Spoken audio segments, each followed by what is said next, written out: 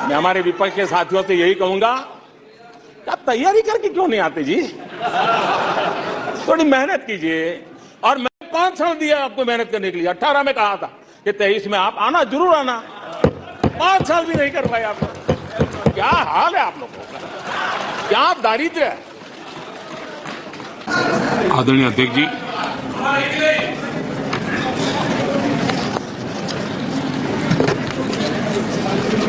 पिछले 3 दिवस से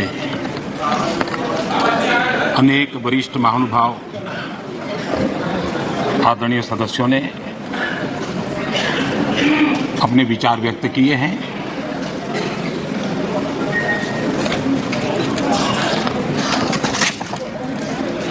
करीब सभी के विचार मुझ तक विस्तार से पहुंचे भी हैं। मैंने स्वयं भी कुछ भाषण सुने भी हैं। आदरणीय अध्यक्ष जी, देश की जनता ने हमारी सरकार के प्रति बार बार जो विश्वास जताया है, मैं आज देश के कोटि कोटि नागरिकों का आभार व्यक्त करने के लिए उपस्थित हुआ हूं।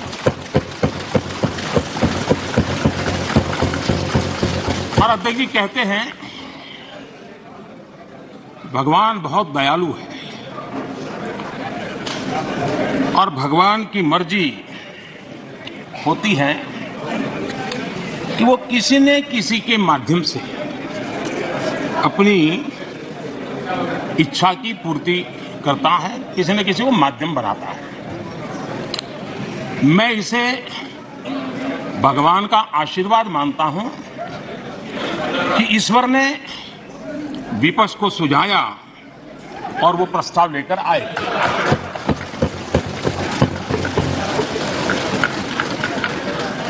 दो 2018 में भी ये ईश्वर का ही आदेश था जब विपक्ष के मेरे साथी अविश्वास प्रस्ताव लेकर के आए थे। उस समय भी मैंने कहा था कि अविश्वास प्रस्ताव हमारी सरकार का फ्लोर टेस्ट नहीं है। मैंने उस दिन कहा था, बल्कि ये उन्हीं का फ्लोर टेस्ट है। ये मैंने उस दिन भी कहा और हुआ भी वही। जब मतदान हुआ तो विपक्ष के पास जितने वोट थे उतने वोट भी वो जमा नहीं कर पाए थे।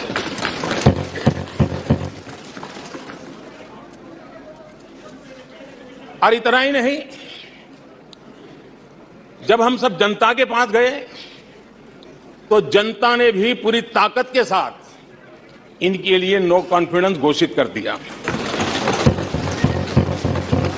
और चुनाव में एनडीए को भी ज्यादा सीटें मिली और भाजपा को भी ज्यादा सीटें मिली।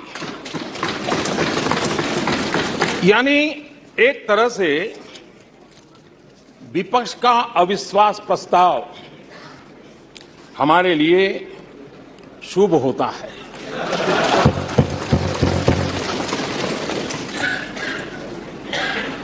और मैं आज देख रहा हूं कि आपने तय कर लिया है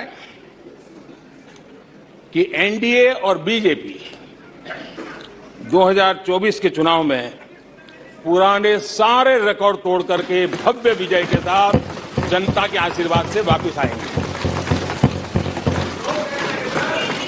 आदरणीय अध्यक्ष जी, विपक्ष के प्रस्ताव पर यहां 3 दिनों से अलग अलग विषयों पर काफी चर्चा हुई है। अच्छा होता कि सत्र की शुरुआत के बाद से ही विपक्ष ने गंभीरता के साथ सदन की कार्यवाही में हिस्सा लिया होता। बीते दिनों इसी सदन ने और हमारे दोनों सदन ने Jan Vishwas bill, mediation bill, dental commission bill, आदिवासियों के लिए जुड़े हुए bill, digital data protection bill, national research foundation bill, coastal aquaculture से जुड़ा बिल, ऐसे कई महत्वपूर्ण बिल यहां पारित किए हैं। और ये ऐसे बिल थे जो हमारे फिशरमैन के हक के लिए थे और उसका सबसे ज्यादा लाभ केरल को होना था और केरल के सांसदों से ज्यादा अपेक्षा थी।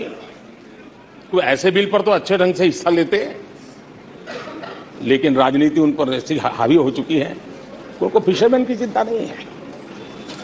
यहां नेशनल रिसर्च फाउंडेशन का बिल था, देश की युवा शक्ति के आशा आकांक्षाओं के लिए एक नई दिशा देने वाला बिल था। हिंदुस्तान को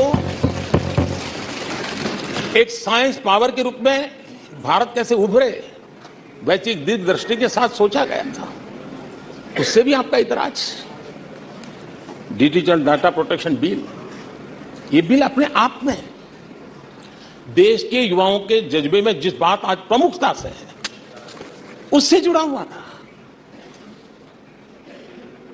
आने वाला समय टेक्नोलॉजी ड्रिवन है।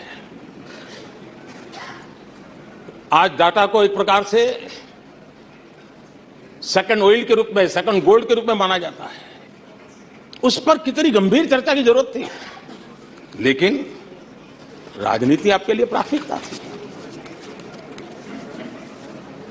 कई ऐसे बिल थे जो गांव के लिए, गरीब के लिए, दलित के लिए, पिछड़ों के लिए, आदिवासी के लिए, उनके कल्याण की चर्चा करने के लिए थे, उनके भविष्य के साथ जुड़े हुए थे। लेकिन इसमें इन्हें कोई रुचि नहीं है। देश की जनता ने जिस काम के लिए उनको यहां भेजा है, उस जनता का भी विश्वासघात किया गया है।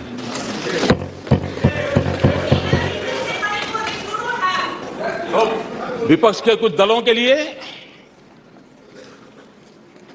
उनके आचरण से, उनके व्यवहार से उन्होंने सिद्ध कर दिया है कि देश से ज्यादा उनके लिए दल है, देश से बड़ा दल है, देश से पहले प्राथमिकता दल है। मैं समझता हूं आपको गरीब के भूख की चिंता नहीं है, सत्ता की भूख, यही आपके दिमाग पे सवार है।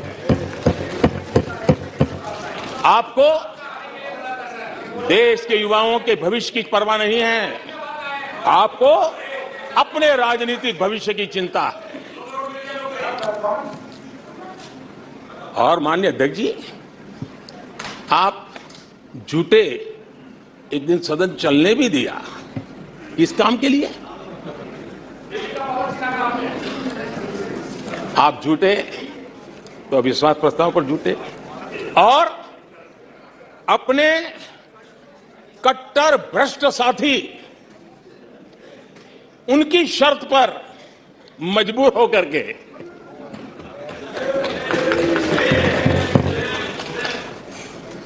और इस अविश्वास पर प्रस्ताव पर भी आपने कैसी चर्चा की। और तो मैं तो देख रहा हूं सोशल मीडिया में आपके दरबारी भी बहुत दुखी है। यह हाल है आपका। और अध्यक्ष जी देखिए, मजा इस डिबेट का कि फील्डिंग विपक्ष ने ऑर्गेनाइज की, लेकिन चौके छक्के यहीं से लगे।